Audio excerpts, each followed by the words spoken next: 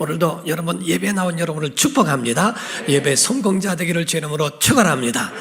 우리 성경의 주인공은 누굽니까? 사람이 아니고요, 하나님이십니다. 예수님이시고 성령님이십니다. 우리가 삼위일체를 믿는데 이는 기독교의 신비라고 말씀을 드렸어요. 하나님 아버지는 역사로 주관하시고 예수님은 그 아버지의 말씀을 준행하사 그 모든 예언을 성취하시고, 성령님은 아버지와 아들의 사이에서 아버지의 뜻대로 행하시는 예수님의 그 모든 예언 성취하심을 도우시는 분이라고 성경은 말씀을 합니다. 그러므로 구원은 예수님 혼자만의 사역이 아니셨고 아버지의 뜻이 있었으며 예수님의 행하심이고 성령님의 연합으로 이루어진 역사가 구원인 줄 믿습니다.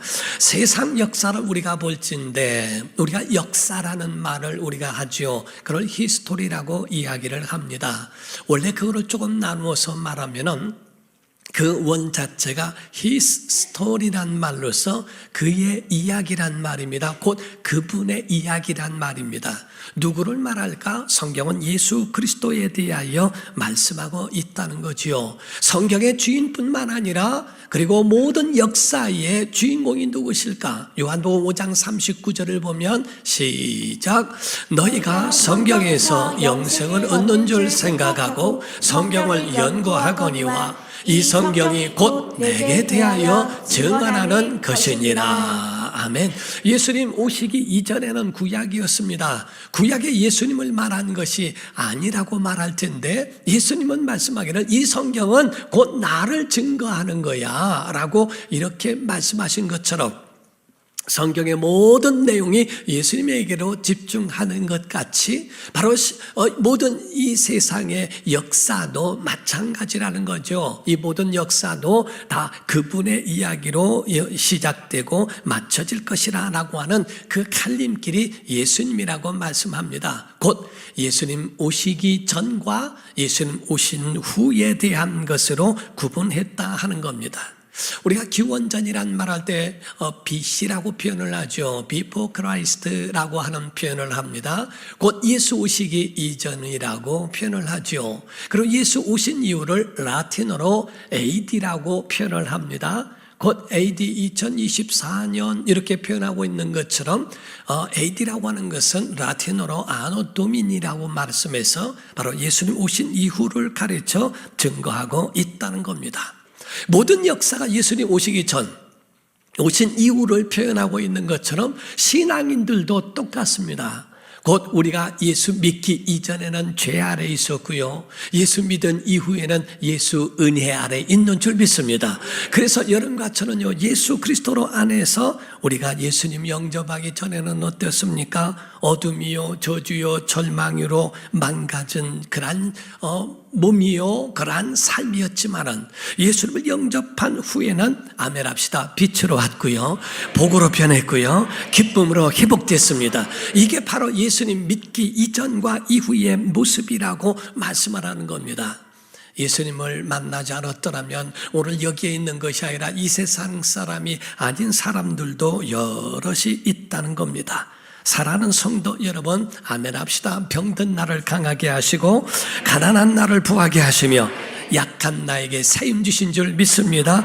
그분의 은혜로 살아가는 것이 우리의 믿음이요 신앙이라는 것을 가르쳐주고 있는 거예요.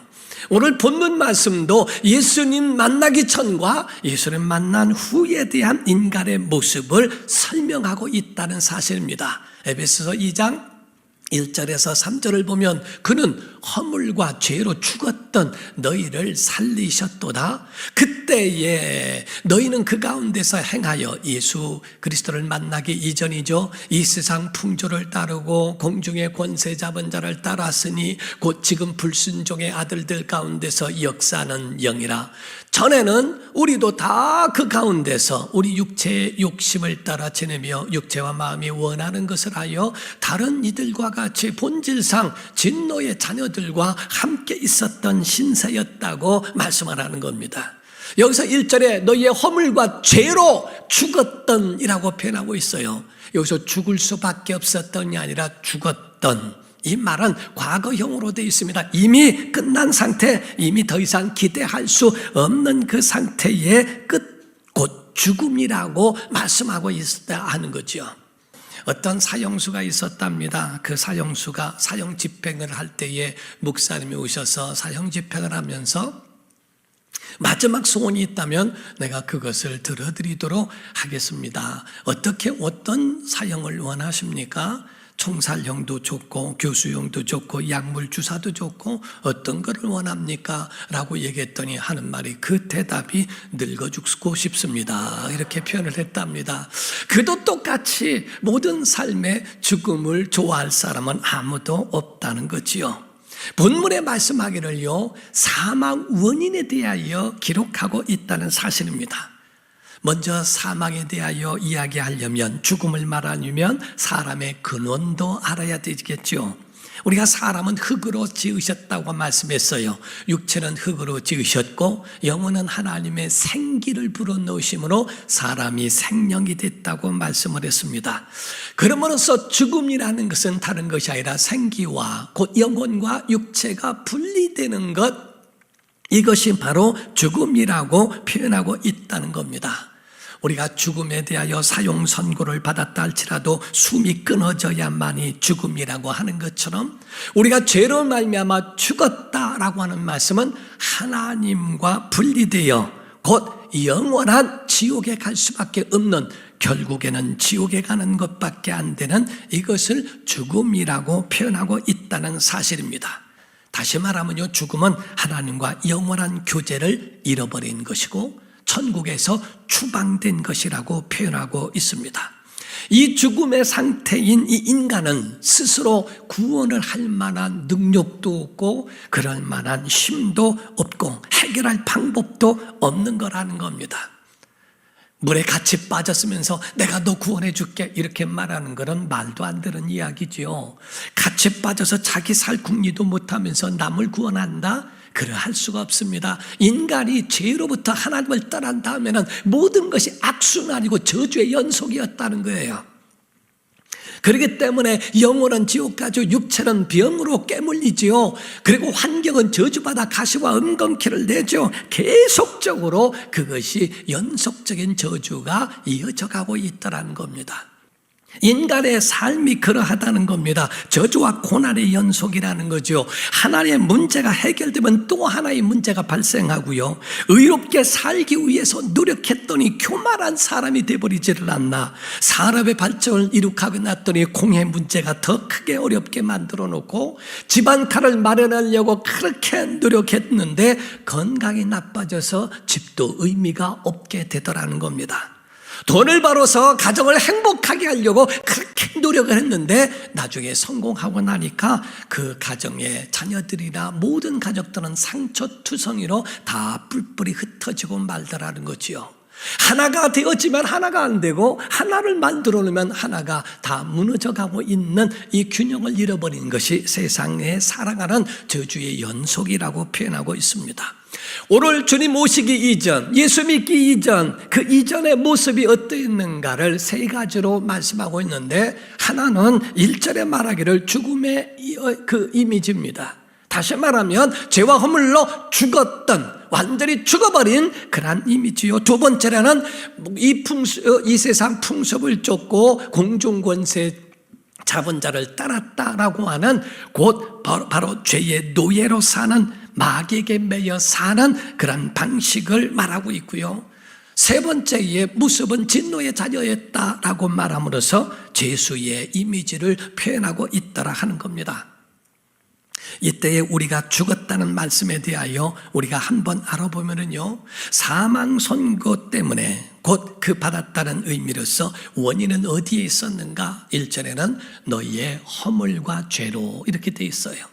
여기서 허물이란 말은 원문 가운데 보게 되면 그 뜻 자체가 밟지 말아야 할 땅을 밟는 것이 허물이요, 하지 말아야 할 일을 하는 게 허물이요, 또 하지 말아야 할 말을 하는 게 허물이요, 보지 말아야 할 것들을 본 것이, 그것이 허물이라고 말합니다. 죄라고 하는 것은 원래 많은 뜻이 있는데 그 가운데 하나가 죄는 관역을 빗나갔다는 뜻이라고 그래요. 관역이 있는데 관역을 향한 활이 빗나간 것, 곧 하나님의 뜻과 어긋났고 말씀에 어긋났고 그 의도, 하나님의 의도에서부터 빗나간 것을 가르쳐 말씀하고 있습니다. 사랑해야 할 사람을 사랑해야 하고 싸워야 할 그 상대를 싸워야 하는데 사랑해야 할 사람은 사랑하지 못하고 싸워야 할 상대와는 싸우지 아니하는 이것도 하나의 죄라고 볼 수 있다는 겁니다. 신앙인들이 가지고 있는 죄에 대한 민감함에 대한 태도도 마찬가지로 바라야 한다는 거죠. 자기의 소견대로 사는 경우가 얼마나 많습니까? 자기가 저질러온 죄에 대해서는 인간은 다 그런 거 아니냐고 허용하고 내로남불이 아주 그렇게 강하며 남의 죄는 조그만 것도 다 들춰내고 작은 것 모든 것들을 다 들춰서 하나만 걸려라 라고 하는 그런 남의 죄는 한 개도 용납하지 않는 죄에 대하여 그렇게 잘못된 태도를 가지고 있는 부분은 아닌가라고 봐야 됩니다.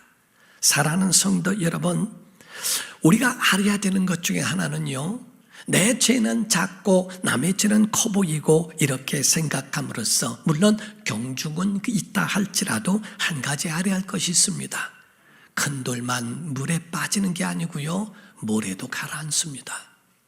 큰 죄만 지옥 가는 게 아니고요, 작은 죄도 지옥 가기에 아주 거기에는 당연할 수 있다는 것을 성경이 가르쳐주고 있거든요.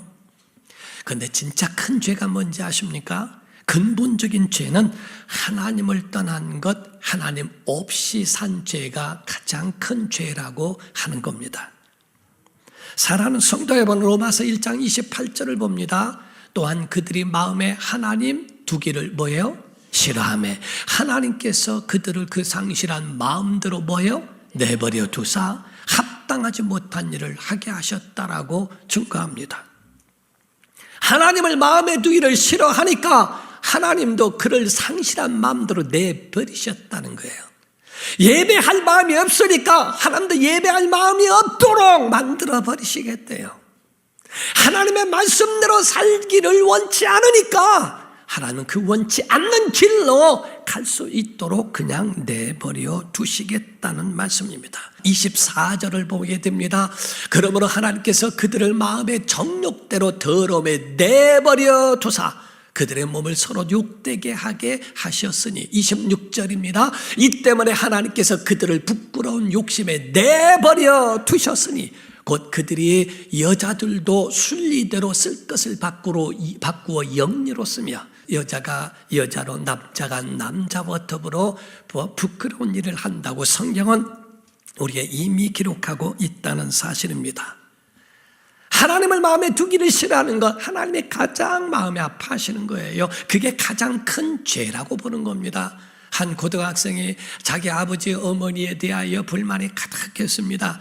그래서 급기야 그 마음속에 내가 아버지 엄마를 떠나서 내가 가출하겠다라고 여겼습니다. 그리고 내가 얼마나 옳은 일을 하고 있었는지 그거를 내가 떠나서 아주 성공한 다음에 돌아오리라. 그리고 10년에서 15년을 지낸 다음에 어느 정도 자기도 꾸렸다라고 여긴 다음에 보라고 내가 젊을 때라도 이렇게 했느니라고 돌아왔더니 자기 아버지 어머니는 화병으로 몸져 누웠고 온 가정이 다 쑥대밭이 돼버렸다는 거지요.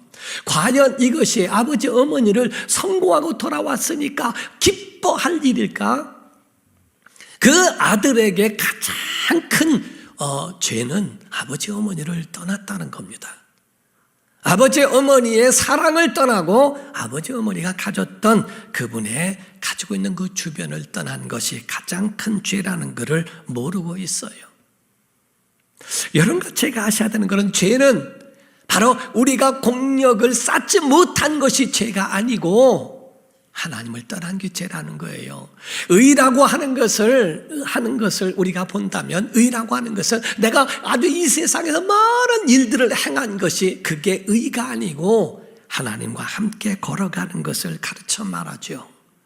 에녹이라고 하는 사람이 300년을 하나님과 동행하다가 하나님의 데려감을 다 받았다라고 말씀하고 있는 것처럼 하나님과 동행했다고 하는 함께라고 하는 이 의미를 우리가 아셔야 됩니다. 하나님 없이 사는 것, 예배 없이 사는 것, 이것이 얼마나 하나님 앞에서 큰 죄인지를 알아야 한다는 거죠. 이것이 죽은 상태라는 거죠. 두 번째가 노예의 의미에 대하여 말씀하는데 곧 세상 풍습을 따랐다. 죽은 자들이 살아가는 방식은 세상 따라 사는 겁니다. 유행 따라 살아갑니다. 공중의 권세 잡은 자를 따라갑니다. 마귀를 따라간 자들이라고 표현합니다. 이 모두가 다 죽은 자들이라고 성경은 표현하고 있습니다. 성경은 우리에게 말씀하기를 내가 왜 죽었어? 지금 살아있는데 멀쩡하잖아 라고 이야기할지 모르지만 성경이 죽은 자에 대한 표현은요 두 가지가 있습니다. 여기서 우리가 말씀할 때에 너희가 죽은 자 같으나 산 자요 라고 되어 있어요. 여러분과처럼 믿음으로 살면 죽은 자 같으나 산 자들이에요. 망한 자 같으나 성공한 사람들이고 무명한 자 같으나 유명한 사람들이고 안 되는 것 같으나 여러분 잘 되는 사람이라고 말씀을 하지 않습니까? 그런데 하나님을 떠난 자는 살아도 죽었느니라. 하나님을 떠난 자들은 바로 하나님과 멀어진 자들은 죽음이라고 표현했습니다. 디모데전서 5장 6절입니다. 향락을 좋아하는 자는 살았으나 죽었느니라 이렇게 돼 있어요. 지금 살아있는 육체는 살아있는 것 같지만 하나님과 연결이 끊어져 버렸고 하나님과 전혀 상관없는 죽음의 사람이라고 표현하고 있다는 사실입니다. 그러다 보니까 노예같이 마귀에게 끌려다니는 거죠. 마귀에게 끌려 사탄에게 이끌려 사는 그 모습이 죽은 자의 모습이었다. 세 번째가 죄수의 모습이라고 표현하지 않습니까?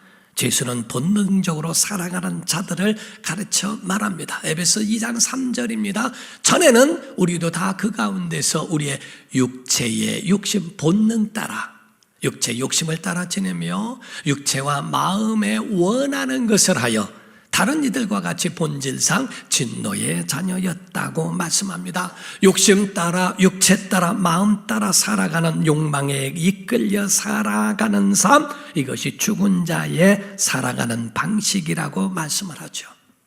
우리가 영혼을 주신 것은 하나님 닮게 하신 이 형상대로 살게 하신 것은 이 모든 욕망조차도 조절할 수 있고 제어할 수 있는 어느 정도의 능력을 하나님이 주셨다는 겁니다. 짐승은 본능대로 살거든요. 그래서 짐승이 돼지가 한참 먹고 있는데요 가가지고서 야 여기 너 운동하고 먹어야지 그냥 먹으면 안 된다. 운동하고 먹어라 하면서 얘기한다고 돼지가 안 먹나요? 그냥 자기는 배부를 때까지 먹는 거고요. 자기에게 있고 주어진 것을 그냥 자기 본능대로 하는 겁니다. 배부르든지 아프든지 해서 안 먹는 것이지 자기가 제어할 줄 알고 하는 그러한 것에 대한 욕망과 이런 조절이 그에게 있어서가 아니라고 이야기를 합니다.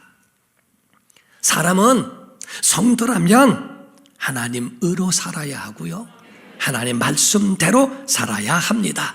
그래서 성경에 우리에게 가르쳐준 하나님의 말씀이 있습니다. 예수님 오신 이유가 뭘까? 에베소 2장 5절에 말씀합니다. 시작. 허물로 죽은 우리를 그리스도와 함께 살리셨고 너희는 은혜로 구원을 받은 것이라. 아멘. 예수님 오신 것은 우리를 살리시려고, 우리를 구원하시려고 우리에게 이 땅에 오셨다라고 말씀을 합니다. 이것이 8절에 가서는요 말씀을 하기를 너희는 그 은혜에 의하여 믿음으로 말미암아 구원을 받았으니 이것은 너희에게서 난 것이 아니요 하나님의 뭐라? 선물이라. 믿으시면 아멘. 바로 하나님의 선물로 구원된 줄로 믿습니다. 하나님의 선물이요 사람의 행위로 된 자기의 공력과 상관이 있는 게 아니라고 성경은 말씀합니다. 그러므로 다시 한번 확인하기를요 이 모두가 다 뭐냐? 하나님의 사랑과 예수님의 은혜라는 겁니다. 에베소서 2장 4절과 8절입니다. 긍휼이 풍성하신 하나님이 우리를 사랑하신 그 큰 사랑을 인하여 8절에는 너희는 그 은혜에 의하여 믿음으로 말미암아 구원을 받았으니 이것이 너희에게서 난 것이 아니요 하나님의 선물이라고 말씀하고 있다는 거죠. 하나님께서 사랑하는 사람들에게 베푸신 최고의 선물, 우리에게 주신 가장 큰 선물은 예수님이십니다. 가장 큰 선물은 다른 이 땅에 아파트를 주시고 뭐를 주시고 그거는요 이 땅에서 채워가며 사는 거고 평생 채워가며 사는 거예요. 그러나 예수님을 영접하는 것은요 우리에게 완전히 온전한 것을 우리에게 주신 겁니다. 하나님의 자녀가 되게 하셨고요, 천국에 가게 하셨고요, 지금 죽어도 우리가 영원한 하나님 나라에서 눈을 뜰 수 있도록 하신 것은 우리에게 최고의 은혜를 베풀어 주신 겁니다. 이것은 하나님이 전에 우리에게 아주 준비하셨던 거라고 되어 있죠. 창세기 3장 15절을 보면 내가 너로 여자와 원수가 되게 하고 내 후손도 여자의 후손과 원수가 되게 하리니, 여자의 후손 예수님을 얘기해요. 내 머리를 상하게 할 것이요, 뱀의 머리죠. 너는 그의 발꿈치를 상하게 할 것이라 예수님을 십자가에 못 박게 하는 일을 말합니다. 이와 같이 바로 창세기에 아담과 하와가 죄를 범했을 때 이미 하나님은 구원에 대하여 이미 예언하셨고 이것을 우리에게 구원으로 준비하신 것이라고 말씀하는 겁니다. 하나님은 우리에게 베푸신 가장 귀한 큰 선물, 우리가 가장 필요한 선물, 그가 누구신가? 예수 그분이 우리에게 귀한 분이라는 거지요. 사랑하는 성도 여러분, 성탄절이 왜 기쁩니까? 구원하실 주님이 오셨다는 것. 부활절이 왜 기쁩니까? 그 구원하실 주님이 완성하셨다는 것. 이것이 바로 우리에게 귀한 일이라는 거지요. 우리가 일주일 모두가 다 하나님의 날이에요. 옛날에는 그런 노래가 있었습니다. 이날은 주의 지으신 주의 날일세, 기뻐하고 즐거워하세 하면서 주의 날. 그래서 우리가 주일만이 아니라요, 6일 동안은 하나님이 지으셨으니, 창조하셨으니 하나님의 날이고요, 주일은 예수님 부활하셨으니 주님의 날입니다. 그래서 여러분과 저는 모두가 창조하시고 우리를 구원하신 주님의 날에 오늘 우리도 살고 있는 거거든요. 우리가 버려져야 할 그럴 자리에 예수님이 버려주셨고, 그런 죄가 없으시기 때문에 그분은 부활하셨다라고 말씀을 합니다. 이 은혜가 얼마나 크냐 하는 거지요. 우리가 에베소서 2장 10절에 보면은요, 이런 말씀이 있습니다. 우리는 그가 만드신 바라 그리스도 예수 안에서 선한 일을 위하여 지으심을 받은 자니 이 일은 하나님이 전에 예비하사 우리로 그 가운데서 행하게 하려 하심이니라. 여러분과 제가 예수님을 믿고 구원받았다면요, 하나님이 우리를 지으신 바 하나님의 작품이 되었다고 말씀하는 겁니다.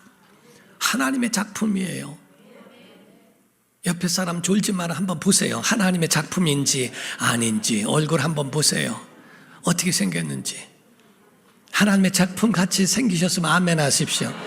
예, 웃는 게 비웃는 것 같아요. 예. 자, 여러분 보세요. 하나님의 작품이야. 자, 따라하세요. 나는 하나님의 작품이다. 시작. 나는 하나님의 시작. 나는 정말 하나님의 작품이라고 믿으시면 아멘 하세요. 근데 왜 여러분 자신을 학대합니까? 나는 왜 태어난지 모르겠어. 나는 왜 이러는지 몰라. 난 왜 이렇게 머리가 나빠. 왜 이래? 라고 그렇게 말하지 말라는 거예요. 하나님의 걸작품을 왜 그렇게 말할까? 피카소가 그린 그림을 보면은 참 이해 안 되는 그림이 많아요. 그런데 그 그림 하나에 사람들은 막 감탄을 합니다. 우리가 볼 때는 어째 저렇게 하는가? 여러분, 피카소의 작품을 다른 일반 사람들이 그것 가지고 왜 이렇게 그렸냐, 왜 저렇게 그렸냐라고 그렇게 평가할 수 있습니까? 사람을 비난할 수 있느냐는 거예요. 연약한 사람에 대하여서도 우리가 그들을 존중해야 된다는 것도 바로 그와 같습니다. 어떤 때 보면요, 축구나 이런 걸 보니까요, 요즘에는 여자분들도 축구를 좋아하시더라고요. 근데 축구를 보면요, 참 신기한 게 있어요. 막 보면 저 같은 경우 그냥 보기만 하거든요.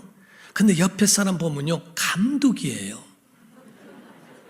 쟤는 왜 저쪽으로 갔느냐고 이쪽으로 넣어서 아니 보면 열이면 다 감독이 돼가지고요, 왼쪽 저쪽을 막 얘기해도 듣지도 못하는데 막 소리를 질러가면서, 아니 감독, 속으로 그래요. 그렇게 잘하면 지가 하지, 그렇게 잘하면 자기가 선수하지. 거기서 이쪽 저쪽 해가면서 전부가 감독이 된 모습을 보면서 속으로 이렇게 웃은 적이 있어요. 하나님이 만드신 하나님의 작품에게 대하여 이렇다 저렇다 이렇게 저렇게 우리가 함부로 말하지 말라는 거지요. 여러분과 저는 하나님이 만드신 걸작품이에요. 하나님의 자녀가 되는 순간에 하나님의 작품이 된 줄 믿습니다. 그럼으로써 선물은 다른 게 아니라요, 손을 내밀어 그거를 받아들이면 된다는 거예요. 선물은 주신 대로 그냥 받는 것이지, 만약에 내가 대가로 미라고 저 일을 해서 만약에 받는다면요, 그렇다면 그건 선물이 아니에요. 대가이지. 그런데 우리에게 그냥 주신 것을 우리 그냥 받는 것, 이거를 선물이라고 이렇게 표현하고 있는 겁니다. 선물은 손을 내밀어 받기만 하면 됩니다. 곧 감사하는 마음과 함께. 아멘. 옛날에 어느 마을에 홍수가 났답니다. 집도 논도 밭도 다 떠내려가 버렸대요. 그래서 그때 마을에 임금님이 행차하셔서 그 가운데 가만히 그걸 보더니 어느 지역에서 살 수 있는 그러한 지역에 대한 그러한 모든 살 곳을 마련하고 그들을 다 불러 모아서 마을에 있는 모든 사람들에게 티켓을 주면서 이쪽 지역에서 더 좋은 지역에서 살 수 있도록 하겠다고 그들에게 그러한 입주권을 나눠줬다고 이야기합니다. 생활비도 지급을 해주고요. 임금님은 그에 대하여 빈부귀천을 막론하고 모두에게 다 지급을 해줬습니다. 마을에 있는 사람은요, 그 임금님의 호의에 그냥 받으면 되는 거예요. 그러면 갈 수 있는 거거든요. 자격 없는 자들은 하나도 없습니다. 누구든지 그 마을에 살기만 하면 다 받아줄 수 있도록 그렇게 했다는 거죠. 나는 부족하니까, 나는 자격 없으니까 안 돼, 이래서 안 돼, 저래서 안 돼라고 말하지 말고 받아야 한다는 거예요. 받으면 삽니다. 여러분, 다시 말하면요, 나는 이래서 안 돼, 저래서 안 돼가 아니고 나는 죄인입니다. 나는 주님을 영접합니다. 내가 하나님 자녀 되기를 원합니다. 예수님 나의 마음에 오시고 내 영혼을 주관하시며 하나님 자녀 되게 하여 주시옵시고 내 모든 것을 주님께 맡기오니 나의 인생의 주인이 되어 주옵소서. 그분 앞에 내 자신을 드리면 주께서 우리를 맞아 주시겠다 하는 거예요. 어떤 종교에서는 말합니다. 기독교는 독선이라고. 왜 자기들만 구원이 있다고 이야기하느냐. 여러분, 창조와 구원과 심판에 대하여 명확하게 말하고 있는 것은 기독교밖에 없습니다. 영원전을 말할 수 있는 건 기독교밖에는 없는데 어떻게 말합니까? 암 환자에게 가서 소화제를 주면서 날 테니까 괜찮다고, 이거 먹으면 날 거라고, 이렇게 함부로 말할 수 없는 거예요. 그냥 그 사람을 위로해주고 끝나는 게 아니라 살려야 되는데, 살리는 것에 대해서 아닌 것을 맞다고 해도 문제이지만 맞는 것을 아니라고 말할 수도 없다고 하는 겁니다. 이것도 괜찮아, 저것도 괜찮아. 진짜 거기에 필요한 약이 있는데 그거를 먹어야 산다고 하는데 괜찮아, 그냥 다른 약 먹어도 다 살 수 있다는 거야 라고 어떻게 말을 하느냐는 거죠. 영생의 길이 하나님 안에, 예수 안에만 있는데 그걸 어떻게 말을 하냐는 거죠. 사도행전 4장 12절입니다. 다 같이 읽습니다. 시작. 다른 이로서는 구원을 받을 수 없나니 천하 사람 중에 구원을 받을 만한 다른 이름을 우리에게 주신 일이 없음이라 하였더라. 아멘. 다른 이름은 없다, 예수 밖에는 없다 하고 성경은 우리에게 전하고 있습니다. 결론으로 맺습니다. 여러분, 예수님을 얻으면 다 얻은 겁니다. 근데 예수님을 잃으면 다 잃은 겁니다. 내가 너에게 다이아몬드 엄청난 비싼 거를 줄 테니까 나 대신 내일 죽어다고. 다이아몬드가 무슨 의미가 있을까요? 생명이 없는데 무슨 의미가 있을까요? 예수가 없는데 기도의 응답이 있고 여러분 운이 좋다, 뭐가 좋다 해서 많은 것을 얻은들 무슨 의미가 있을까요? 죽으면 지옥에 가는데, 자기 어머니 아버지에게 좋은 것은 많이 사다 드리고 다 하는데 그 영혼이 지옥 가면 무슨 의미가 있을까요? 아버지 어머니에게 가장 큰 선물, 자기 형제와 자기 자녀들에게 가장 큰 선물이 뭘까? 그 영생을 위하여 준비하게 하는 것. 저는 우리 장인어른에게요, 살아계실 때 계속 들었던 말씀이 있어요. 그 아버지를 전도하기 위하여 정말 제 안식구가 계속적으로 맞아가면서 예수를 전하고, 아버지 그래도 예수 믿어야 돼요, 끝까지 박해 속에서 8개월 동안에 맞으면서 아버지를 전도했고, 결국 마침내 마음의 감동을 받아 예수를 믿고 영접한 후에 주님을 만납니다. 나중에 그 후에 저를 만났는데 저에게 항상 할 때, 쟤는 내 딸이 아니고 내 영혼의 생명의 은인이라고 그 말을 계속하는 소리를 돌아가시기 전까지 들었습니다. 이 세상에 가장 소중하고 귀한 선물이 뭘까? 예수, 그분 주는 것, 그분의 은혜를 입게 하는 것이 가장 큰 선물입니다. 고기도 사가고 또한 음식도 사드리고 돈도 드리고 하는 것도 중요하지만, 진짜 우리에게 주신 하나님의 큰 선물은 예수님이라 하는 겁니다. 사랑하는 성도 여러분, 교회는 예수님을 안으신 하나님의 품과 같은 그러한 곳이 교회입니다. 교회 오면 우리도 품어 주시겠다는 거지요. 여러분, 전도는 죄인을 찾으시는 하나님의 절규가 전도입니다. 집 나간 아이, 잃어버린 아이를 붙들고 아무개야. 여러분, 그거를 보신 적 있습니까? 놀이동산에서 아이가 없어진 것에 보고 막 동동동동 발을 구르면서 아무개야 울며 그 아이를 찾아다녔던 그 어머니의 모습을 본 적 있습니까?